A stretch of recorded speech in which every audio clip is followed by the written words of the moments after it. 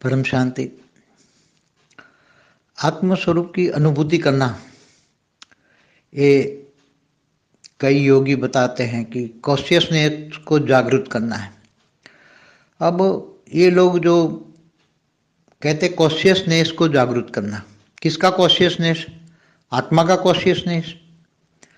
आत्मा का कॉन्शियसनेस तो जब तक देहभान है तब तक आत्मा जागृत नहीं होती। सबकॉन्शियस जो है, सबकॉन्शियस जागृत करने से भी आत्मा जागृत नहीं होती।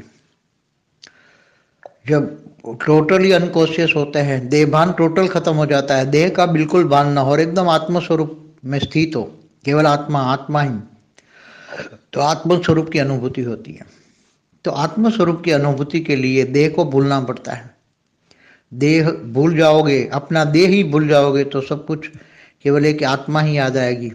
आत्मस्वरूप की अनुभूति होगी और आत्मस्वरूप की अनुभूति होगी तो ही ये पावर, आत्मा का पावर धीरे धीरे आत्मा से रिलीज होगा और उसको परम शांति में कन्वर्ट करके परम शांति के वाइब्रेशन के साथ फैलाओगे तो ही परम शांति फैलेगी।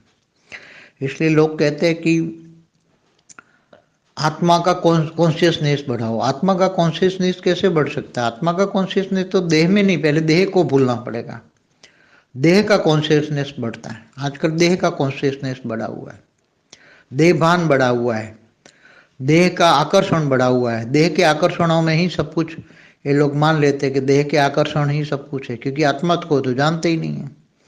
आत्मा का ज्ञान ही नहीं है किसी को कि आत्मा क्या है। ज्ञानी लोग भी उसको चेतना कहते हैं, इसलिए चेतना स्वरूप बनना है। चेतना को जागृत करो, आत्मा नहीं चेतना। अरे भाई, आत्मा को एक पावर है, आत्मा एक पावर है।